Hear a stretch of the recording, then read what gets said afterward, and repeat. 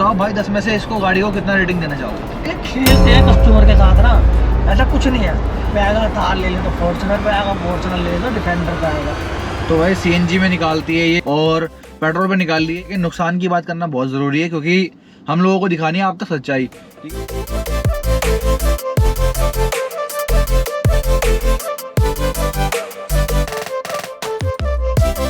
Hello what's up guys, कैसे हो आप लोग? उम्मीद करता हूँ आप लोग अच्छे होंगे और मैं भी बहुत अच्छा हूँ। तो आज का वीडियो रहने वाला है मारुति सुजुकी फ्रॉन्क्स के ओनरशिप के रिव्यू के ऊपर, क्योंकि आप लोगों ने मारुति सुजुकी फ्रॉन्क्स की जो हमारी वीडियो थी, दोनों वीडियो को बहुत ही ज़्यादा प्यार दिया है, बहुत ही ज़्यादा सपोर्ट दिया है।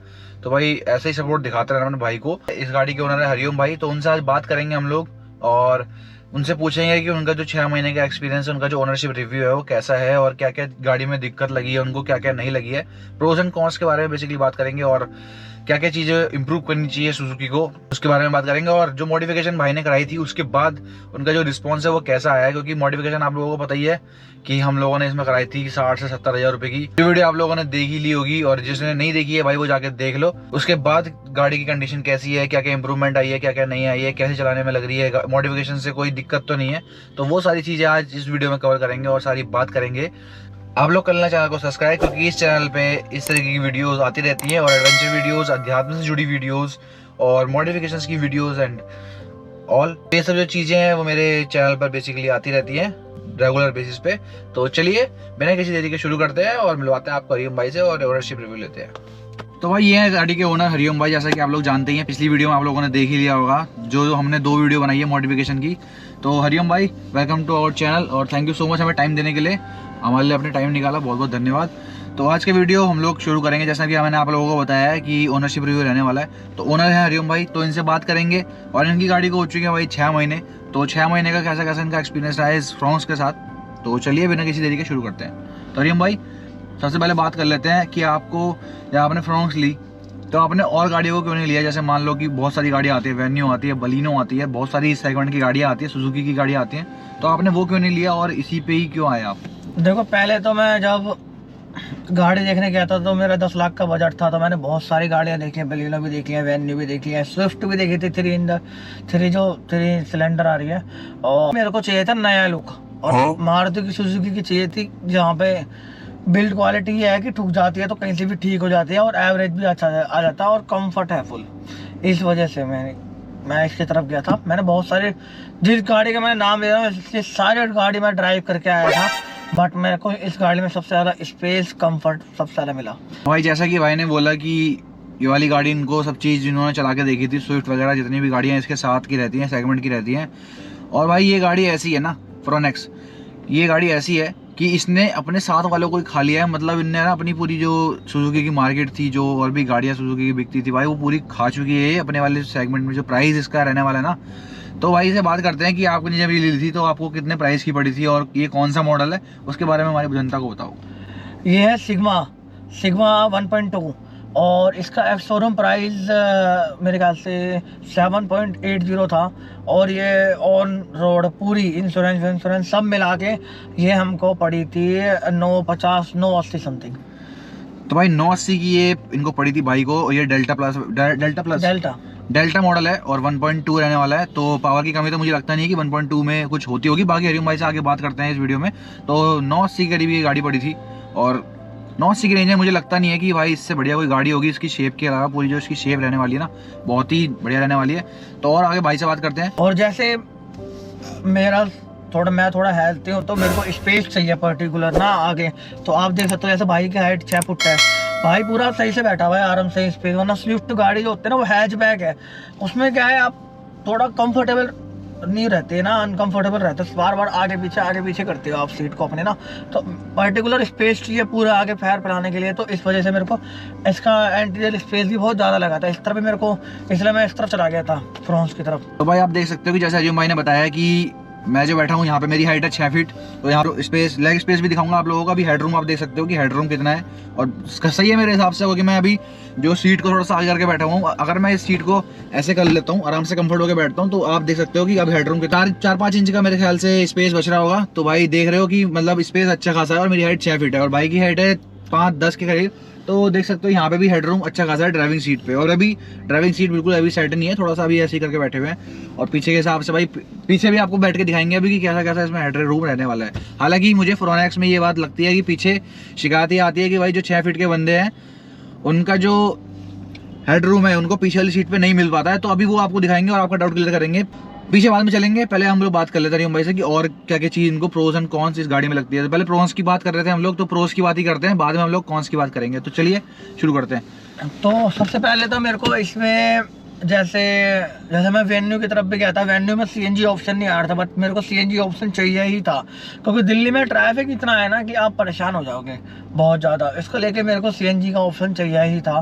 तो मेरे को एक तो सबसे अच्छी बात यह है कि इतने बड़े स्पेस पे, इतने बड़े इंजन पे, इतने हैवी बिल्ड क्वालिटी में मेरे को 28-27 की एवरेज आराम से मिल जाती है। मतलब मैं एक बार सीएनजी फुल कराऊंगा तो मैं डायरेक्ट ऋषिकेश पहुँच सकता हूँ, और मैंने ट्राई भी करा हुआ है पूरा का पूरा। तो एक टंकी पूरी सीएनजी की मेरी ऋषिकेश पर जाके खत्म हो जाती है। उसके बाद एक वो भी डंडा बिलिंग करने लग जाता है। बिलिंग करने के बाद भी वो डंडा कम से कम 20-25 किलोमीटर आपको खींच देगा। पहला प्रोस ये था, और दूसरा प्रोस जो है इसका ये था कि मेरे को इसको न्यू लुक थी इसकी, पीछे से ऐसे कर्व्ड है, तो लोग देखते हैं स्टार्टिंग में ना कि कौन सी गाड़ी है क्या है, और आगे से ग्रैंड विटारा जैसी बड़ा स्पेस है और बड़ी गाड़ी है। और स्विफ्ट के मुकाबले इसकी बिल्ड क्वालिटी बहुत अच्छी है, बहुत मतलब बहुत। वो तो ऐसा है कि बस पूछो मत आप। और तीसरा प्रॉन्स इसका ये है कि 1.2 में ये 4 सिलेंडर इंजन आता है, जो एकदम स्टेबल लाइनर है, साउंड ही नहीं है मतलब बिल्कुल इंजन में। आप स्विफ्ट का इंजन देखोगे ना और रेस दोगे उसमें, आप आवाज़ करेगा। वो सबसे बेस्ट, वर्ल्ड का सबसे बेस्ट इंजन 4 सिलेंडर इंजन होता है। तो मेरे को अच्छी बॉडी, अच्छा लुक, अच्छी एवरेज, अच्छा पूरा इंजन मिल रहा था, ठीक है। और इसका चौथा ये है कि इसको मेरे को पीछे के पूरे हेडरेस्ट मिल जाते हैं, 3 के 3, जो कभी आप लंबे रूट पे अगर आप ऐसे रेस्ट करोगे तो नीड हो जाती है, उसी टाइम पता लगता है आपको जब आप जाओगे। छोटी छोटी चीज़ों का ऐसे टाइम पे पता लगता है, वरना तो ऐसे तो ड्राइवर को तो क्या ही पता, ड्राइवर तो चला ही रहा है अपना, वही है। और पांचवा इसका ये था कि मेरे को इसमें जैसे इसमें नए वाले एसी वेंट दे दिए हैं, पूरे नए लुक के। ऐसा लुक इसमें पहली बार आया था, फ्रोंक्स में ही आया था, फिर फ्रोंक्स के बाद स्विफ्ट में शिफ्ट हुआ, फिर ब्लैनो में शिफ्ट हुआ, फिर ये पूरा ऐसा था। और इसका कंसोल बिल्कुल स्पोर्ट वाला है, मैं दिखा दूंगा अभी आपको। जो इसकी सुई है ना पूरी स्पोर्ट वाली है।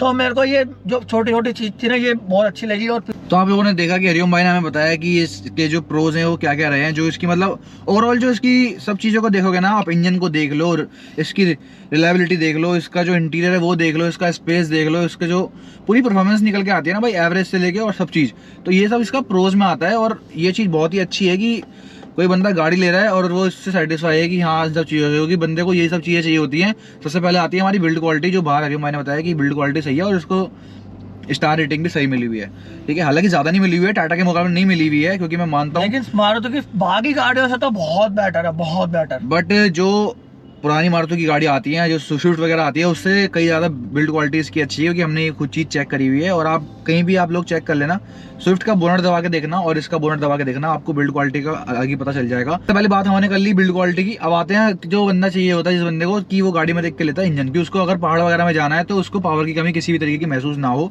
तो इसका 1.2 4 सिलेंडर इंजन है, तो बहुत ही अच्छा इंजन है इसका। और पावर की कमी हरिओम भाई को कहीं भी और मैं नहीं होने वाली है। चीज़ की गारंटी दे रहा हूँ भाई, आप चलना मेरे साथ कभी किसी दिन हाईवे पे लंबे रूट पे चलेंगे 300-400 किलोमीटर, मैं कह रहा हूँ आप चलाओ और आप थक जाओ, मैं कह रहा हूँ हो ही नहीं सकता। क्योंकि इसका जो स्पेस है ना, कंफर्ट जोन है ना इसका, एक बार आपने हाईवे में स्टीयरिंग पकड़ लिया, आपने देख लिया, आप थक ही नहीं सकते। मैंने स्विफ्ट भी चलाई है लंबे रूट पे 400-500, उसमें बंदा ना ऐसे थकने लगता है, पता नहीं क्यों। बट मैं अपनी भी बता रहा, अगर भाई आप चलोगे तो आप इसको बता के फिर अपने पब्लिक को बता देना। मैं तो नहीं थका, मैं इसको कश्मीर लेके गया था, 950 किलोमीटर जाने का था, मैं नहीं थका, बिल्कुल आराम से। पहाड़ों में इतना तगड़ा परफॉर्मेंस दिया कि बस पूछो मत। तो भाई हरिओम भाई ऐसा बता रहे हैं कि इससे भाई लोग गए थे कश्मीर। तो वहाँ कश्मीर गए थे हरिओम भाई, मैं इनकी इंस्टाग्राम आईडी मेंशन कर दूंगा, आप उसमें भी जाकर देख सकते हो कि फ्रोंस से आधी फोटो है कश्मीर में। तो भाई कश्मीर है यहाँ से बहुत दूर, तो 900 किलोमीटर आना है और 900 किलोमीटर जाना, तो 1800-2000 समथिंग बढ़ जाता है। तो इतने किलोमीटर पे भाई जो एक रिव्यू आया था ना जो गाड़ी का, पता चल जाता है ओवरऑल जो सब चीज़ें होती है ना वो पता चल जाती है। लॉन्ग रूट का मैं आपको बता रहा हूँ, जो हमारा आसपास की सिटी में है तो इसमें तो कोई दिक्कत नहीं आने वाली, क्योंकि इसमें है CNG।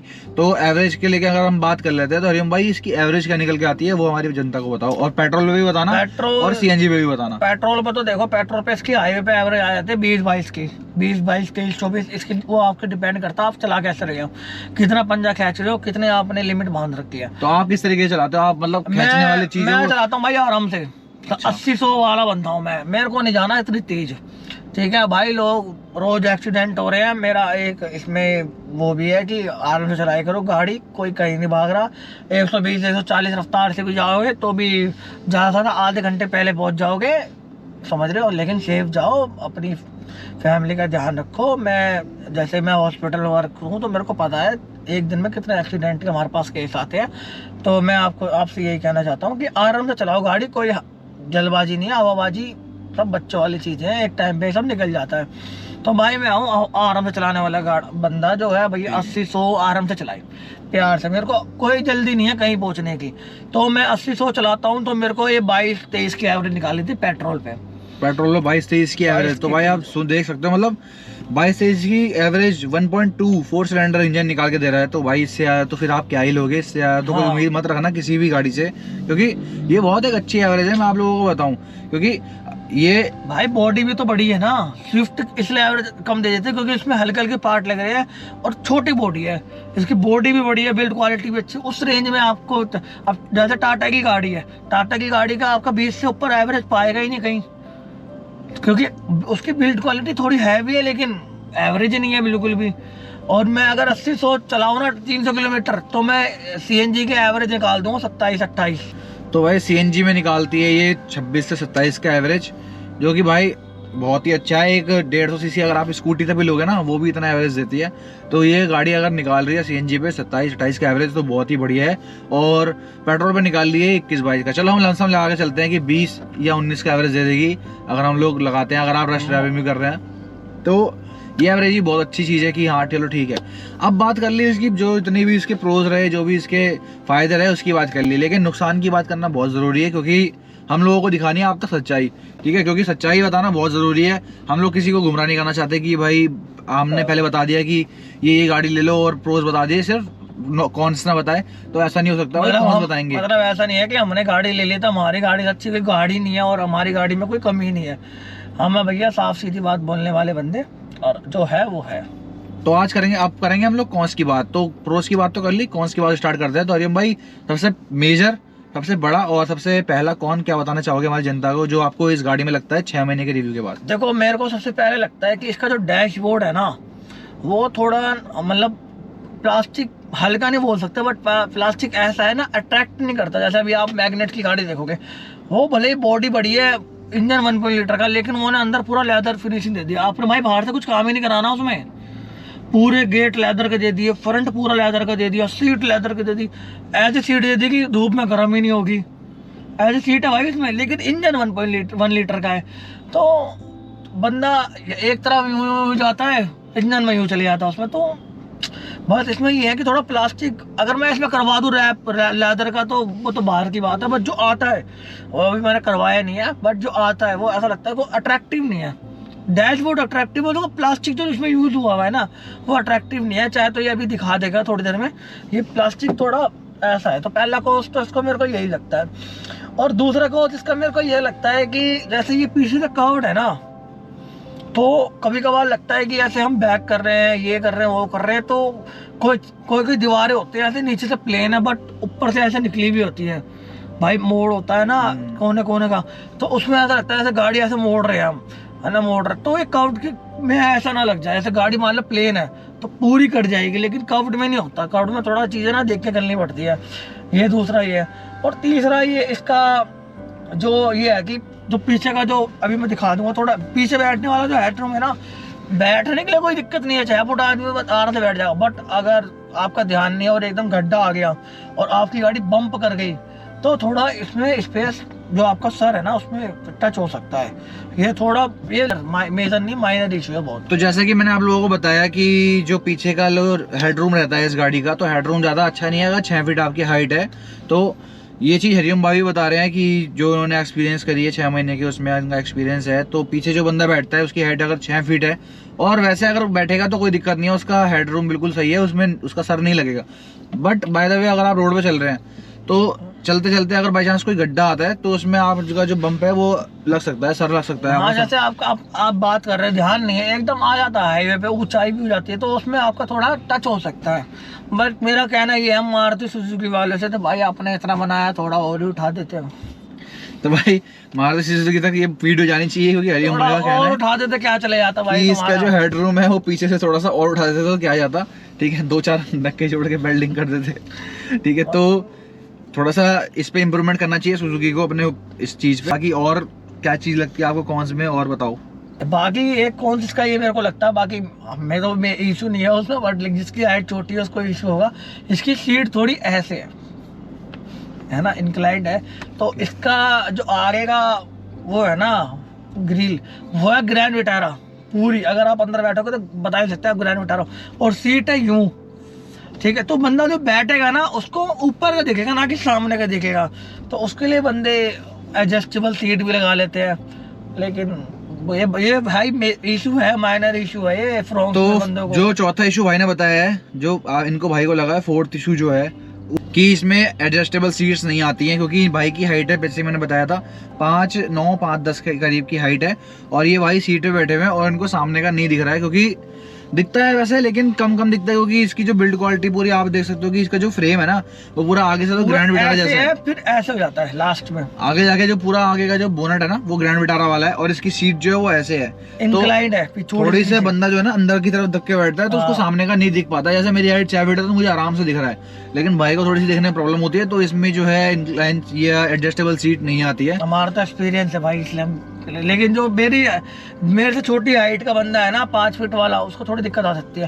एक्सपीरियंस है तो कोई दिक्कत नहीं आएगी, अगर एक्सपीरियंस नहीं है तो थोड़ी बहुत दिक्कत आ सकती है भाई। हो गया चौथा कौन, और इसके आगे जो लास्ट बट नॉट लीस्ट, इसके जो लास्ट कौन की बात करेंगे हम लोग, वो क्या रहने वाला है हरिओम भाई से सुनते हैं। तो मुझे लगता है कि हरिओम भाई ने जो भी चारों कौन बताया वो बिल्कुल सही बताया है। ये मुझे भी लगता है, अपनी पर्सनली भी जो मैं अगर फोरनेक्स चलाता हूँ तो ये चीज़ मुझे भी लगती है जो चारों कौन बताया। आप पांचवा कौन हरिओम भाई बताएंगे तो बताओ भाई। पांचवा तो ये है कि भाई अधिकतर मारुति गाड़ी मैंने सारी चलाई थी, तो उसमें मेरे को नॉइज कैंसिलेशन का लगा ही था, चाहे कितना भी कुछ करा लो, जो कितने भी ऊपर डेल्टा प्लस ले लो, कुछ भी ले लो, नॉइज कैंसिलेशन उसमें रहता है। मतलब आप कहना चाह रहे हो कि जो इसका कैबिन है वो साइलेंट नहीं है? साइलेंट नहीं है, जैसा होना चाहिए ना।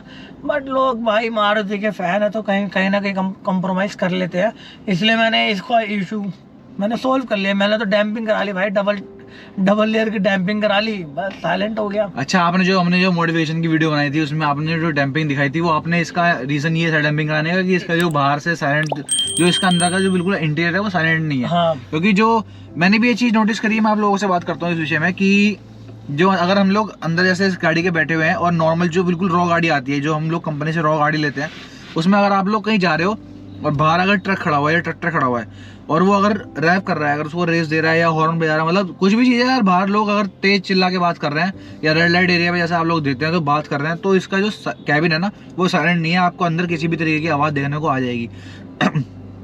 बट अभी हम लोग बात कर रहे हैं इसके अंदर, तो आपको किसी भी तरीके की बाहर नॉइस नहीं आ रही होगी क्योंकि इसमें आप हो चुके हैं डैम्पिंग, तो आप लोग इससे सॉल्यूशन कर सकते हो। बट जो हमें लगा इशू, जो इसका इशू था ये हरिओम भाई ने हमारा आगे रखा, वो बहुत अच्छी बात है। वो मारुति की हर गाड़ी में आ रहा है आजकल इशू, वो इंटीरियर साइलेंट दे ही नहीं रहे। इंटीरियर साइलेंट अधिकतर महंगी गाड़ी में आता है, जो 15 लाख पार गाड़ी होती है। बट कोई नहीं, हमने डैम्पिंग करा ली, 15 लाख बना दिए इसको। तो भाई डैम्पिंग से 2-4-5 हज़ार रुपए की जो भी होती है डैम्पिंग वगैरह जो भी चीज कराई है, उससे आप लोग इसको थोड़ा साइलेंट बना सकते हो। हालांकि कंपनी को इसके ऊपर थोड़ा सा काम करना चाहिए, बाकी अपनी अपनी पर्सपेक्टिव है कि सुजुकी का कैसा नजरिया है, लेकिन इससे आप ये सॉल्यूशन भी निकाल सकते हो। आपको प्रो कॉन के साथ साथ हमने जो है सॉल्यूशन भी बता दिया कि आप डैम्पिंग से तो ये चीज चलो कर सकते हो। तो ये थे भाई आज का मेजर जो प्रोज एंड कॉन्स थे। और ओनरशिप रिव्यू में हालांकि पूरा एक बार ओवरऑल ओनरशिप रिव्यू लेते हैं कि पूरा अगर हम लोग सब चीज जोड़ जाड़ के बताएं, तो आप भाई 10 में से इसको गाड़ी को कितना रेटिंग देना चाहोगे? भाई देखो, ऐसी कोई सी गाड़ी नहीं है जो बिल्कुल जिसके पॉजिटिव पॉइंट हो। थार है, लोगों की फेवरेट गाड़ी है, 2 डोर है। अब उन्होंने ये सब करके अब उन्होंने टाटा सुमो को कन्वर्ट कर दिया थार रॉक्स में, लेकिन वेटिंग है भाई।